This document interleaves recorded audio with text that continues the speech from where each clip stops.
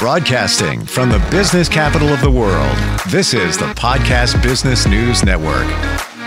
She is somebody who just brings sunshine. It's her positivity and her passion for helping others. And we're talking decades of practice in a specialty of marriage and family therapy, but specifically also as a clinical pastoral psychotherapist. And learned a lot from her, and we're going to just re-engage our conversation with her. She's our Centurion recipient. Dr. Elizabeth Gaines is back with us. How are you today? I couldn't be better, Stephen. Thank you. How are you? I'm good. It's great to be in your presence, and I really do mean that. Thank you. You have this infectious positivity. I don't know what you're doing. Just keep doing it. That being said, when you work with people over the years, what are some of the common themes that people are dealing with? What has shown up in some of the people that you've worked with? There are two common themes for every psychotherapist that works. And one is anxiety and the other is depression. So you always have to be keeping an eye alert and open for those two things to occur. But people generally come in and they present with a variety of things, of course, but they're always anxiety or depression-based, almost always. Why do people typically have both anxiety and depression?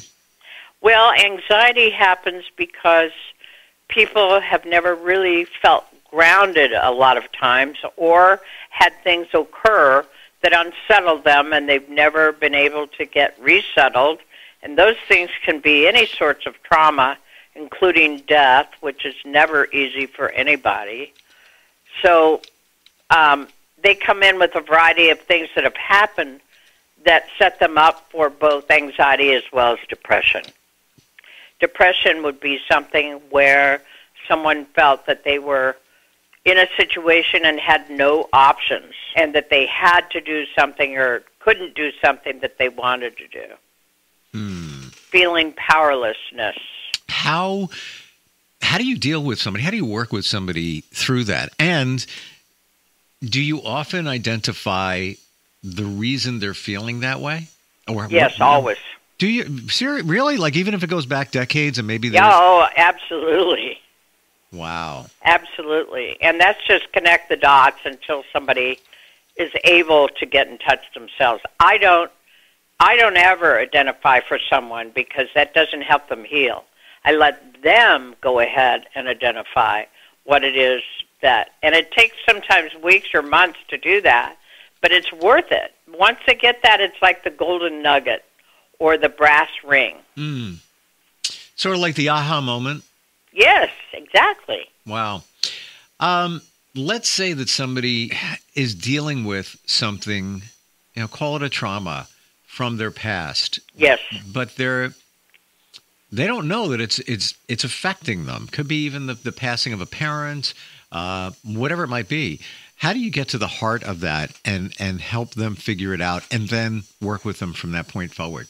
Well, I try to help people get very in touch with their feelings, and they boil down to four. It's like Shakespearean plays. There are no other interactions between humans that are not in his plays.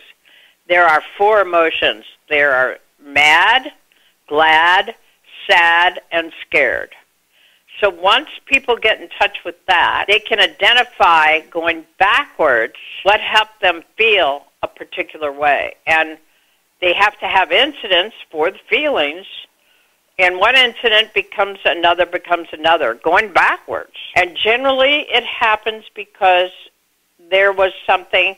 The more deep the difficulty is, it's younger in a person's age. In other words, if someone experienced death at a very young age or some sort of trauma like being molested at an early age, that is there and hidden for a very, very long time because the psyche says, oh, I don't like that. That terrifies me. I'm feeling, and the younger you are, the more it feels like life and death. So if you are traumatized at an early age, the only thing you know how to do in your cognition is to register life and death. So a molestation for a very young child is like death. And what makes it worse is that it also brings a conflict because there's pleasure on one end and trauma on the other. So that becomes difficult to get in touch with. Very, very difficult. Wow. Yeah. I never realized that those traumas that somebody may have dealt with as a child could be similar to a death-like experience. That's powerful to know. Yes. It is definitely a death experience in the psyche of the person experiencing it.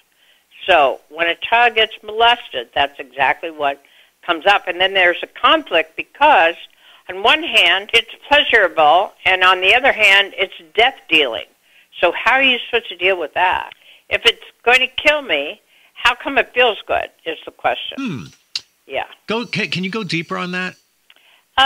Okay. Let's say it's a 1-year-old child, and the child experiences pleasure from the molestation, but at the same time, they also experience this is out of control and I'm going to die. Those two things are experienced at the same time. Now, not at the same moment because they're separate thoughts. And so the person experiences both of those, growing up feeling guilty about feeling the pleasure and scared about feeling the death that must be coming with this. So. Wow. Yeah. This goes deeper than I ever imagined, and it's permanent. Until you get in touch with it, you're going to drag it around like old luggage with stuff inside, and you have to open the luggage and pull it out very carefully. And the other thing that therapists do is they use their own intuition and say, "Oh, I think you were molested at some time or other," and that's not good for persons to experience, having a therapist say that. That's not good at all. I don't know why a therapist would even bring that up. Like, where? Well, they think that it's going to help heal somebody and speed up the therapy process. And you can't do that. You have to take the person's time as they experience it. You can't speed yourself up and your therapeutic process. If you speed it up, you're not helping the other person at all. They have to be in touch with it. They have to see it. They have to experience it, re-experience it. Now, there are a lot of therapists who say, it's wrong to get them to re-experience, but in my experience over 30 years, I don't believe that. I think to re-experience brings it to the consciousness in a way that you can deal with it more easily. How do you pull from someone? And I guess we should be clear here in that much of the stuff that we dealt with when we were kids pilots us today, and that doesn't have to be a major trauma. That could be something that you heard something, somebody said something to you, just almost a passing comment, but then you internalized it, and now that's holding you back. And again, it could be something fairly insignificant. Okay, can you give me an example? Sure. Somebody was, let's say, 5 years old, and they do a painting. And one of their parents says, you did a great job. Well, that is wonderful. But little Jimmy, we know the sky isn't green. Come on. You can do better than that. It's blue. Come on. Yeah. Well, so you took that inside, and then you held that, and then years go by, and you have this feeling that I'm just never good enough. I just can't. I'm not good enough for this. Yes. How do you find that out? That experience right there is one of probably many that the person experienced. And maybe there were even lesser degrees of impact than that experience itself. And the therapist will find that and bring that up. And then again, connecting the dots. Do you really think that one situation, that can be exposed, that it was that one comment that mom or dad made? Absolutely. Wow. Okay. I don't know if I ever told you this, but kind of along the same territory. I was in 11th grade. Always wanted to do cartoons, draw cartoons. Yes. I started doing it when I was young. I wanted to be a syndicated cartoonist, and I wanted to be on the radio as well. And I'll never forget, I was in that, and stop me if I've shared this, but I was in my 11th grade art class and did a painting, and I couldn't do the sky. Just wasn't coming out right. And it was a nice fall scene where the wheatgrass leads your eye right up to the old weathered barn, and you see the leaves changing in the background, and just sky wasn't coming out right. So teacher comes by, and I said, yeah, I can't get the sky just to be right. And I was a little bit of a perfectionist due to things from my childhood. Yes. She takes the brush and goes, and comes out great. And I said, well, thank you. She goes, you know what you are? You are an underachiever. Ooh. Yeah. How awful. I never forgot that. And I still to the day try to realize or figure out whether that pushed me or pulled me back. Probably both. Probably both. And the following year, when I graduated my 12th year, I was named class artist, and my cartoons were in the school paper, which back then was a big deal. Yes. Had a display at the local library the same year. But if you take a look at the newspaper clipping, just a story they did on the, my display at the library of my cartoons, and it's hanging in the office in the other room. It says, at 17, it says, I am a perfectionist. And I held that perfectionism thing for decades. Held me back. Horrible. I didn't realize how it was holding me back until I realized we're not perfect. And and the funny thing is, even as a kid, I would draw cartoons, and it wouldn't come out exactly the way I wanted, crumble it up, throw it in the garbage. And if you looked at it, you'd say, Steve, they all look the same. They're all, what are you doing? I would even record things for radio and then redo it, because I would think I could do it better. I could do a little bit better, just a little bit better. Meanwhile, you'd listen to it and say, they sound all the same. What are you doing? So for a number of reasons, I think I did that, but one of them was that teacher comment, I'm pretty sure. Oh, absolutely. And there had to be other subtleties other than the teacher. 100%. That impacted that comment to be a more permanent part of your psyche. Completely. Bullying. Parents split up when I was very young. Yes. A lot of the classic cases, you would say, all there. But I'm intrigued how, when you talk with somebody, that you're able to pull that stuff out or identify it. Well, I'm not pulling it out. They're going to pull it out. And I'm going to say, wonderful, thank you. Let's go a little more. I'm going to encourage my people who see me to always dive a little deeper, bring it up, let's talk about it, and let's go do some more. And we kind of never end. How does that process work once it's been identified what somebody is dealing with? Once it's been identified, I'm sorry, what was the rest? How do you work with them? How do you work with them once it's been figured out what somebody's dealing with? Well, then we do a surveillance of the time. I usually set up sections of either 6 or 9 weeks to work with somebody. So we have a segment of time that we are going to spend accomplishing whatever their goals are, not my goals, their goals are in the therapy session. So every 6 to 9 weeks we survey how we've come along, what we've accomplished, and is there more that we want to do. So it's a rare thing to keep somebody for years and years. I don't believe in that anyway. It's kind of like you're going to accomplish your goals in a shorter period of time if you have a segment of time that you're going to be working on it and that you're also surveying what you've done. So people are, it's broad enough that if you work once a week for an hour, you can come up with some pretty great things in a matter of weeks. And then you just renegotiate how much further you have to go. I only had one person that I kept long term, only one, and that was just a grieving process. Well, there's a whole other category of challenges, the grieving process. We don't realize. And when we say grieving right away, we think of the passing of a loved one, but that's not necessarily what we're talking about. No. Grieving could be a relationship, could be absolutely a job, long-term job. Yes. Yes.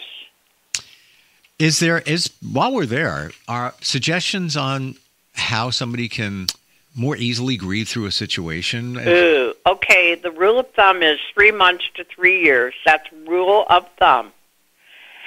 And the person just needs to go ahead and do a variety of things that help them remember and then cry or find a way to get rid of the feelings that go along with it. Journaling, people do that too. You can do a variety of things. Painting can be another one. Drawing could be another one. You just have to do a variety of things to get rid of that. Then, if your grief is so severe that you're not doing a job that you're happy with, you can join like a church or a temple's grieving group. So everybody helps one another get into the grieving and over the grieving faster. Yes. It is such a challenge, when somebody's going through that process. Oh, yes. Yes. When you said before, Elizabeth, that it's typically not long term, what's a rule of thumb for somebody? And every situation is radically different, but yes, what in terms of counseling, therapy, all of that? What's an average expectation in terms of how long somebody might be treated for? That's very, very trauma specific. If it's been a 40, 50-year relationship and the partner dies, that can really take a much longer time because half of your entire life with this other person is gone. So it's not only that you're angry that the person left you, and those feelings are definitely there. And these also are the same ones that go along with divorce. But you're disappointed, you're in that person and yourself for a variety of reasons. And then it moves to a place where at long last you're seeing through the tunnel of darkness into the light. And you feel much better and you start feeling better and acting differently. You start becoming more social. You start becoming more interested in other things like you used to be. So you can kind of see the personality change right in front of you. I will be transparent in telling you that I went through a divorce.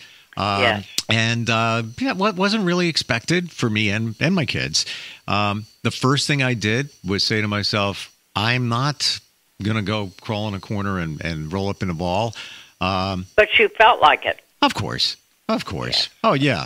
For a long period of time. But I jumped back out and, just created a whole new friend base. And somebody said to me, at your age, it's not normal for people to have all of these friends and these connections. And that was as a result of the divorce. And I said, really? Like, I don't know in any other way.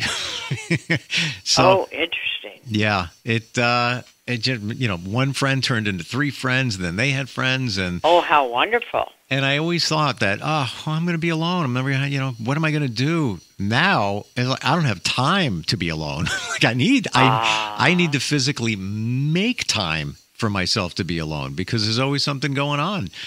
That's great. Good problem to have, but it's funny how we worry, talk about anxiety. We worry about things. Yes. And they really don't transpire. They never do. Rarely do. Maybe 10% of the time. Well, the other thing is, if you worry about it enough, you will draw it to you. Well, then there's that, and that's a whole other podcast. Yes, that's true. Maybe we should next time we get together talk about that. And yes, sure. Essentially manifestation. And how does that phrase go? The focus goes, where the attention goes, or there's some kind of phrase that goes along with that, meaning that you'll make those things happen if you... Yes, you do that. You absolutely... I don't mean you. I mean... Sure. Impersonal you. People do that. Yeah, it's coming to me. Where your attention goes, energy flows. Meaning... Yes. Oh, that's a good one. If you put your attention on something and you always focus on it and I'm worried about this, or you're one of those people that say... And for whatever the reason you're saying this, it could have been a trauma, and you say, I'm never going to get that job. They're not going to hire me. Well, you're just setting yourself up for that to happen. Absolutely, Steve. Yeah. Oh, you're so right. Yeah, let's go deeper into that next time we get together. Elizabeth, always great talking with you. Wonderful talking with you, Steve. Have a wonderful day. You too. Thanks for being here.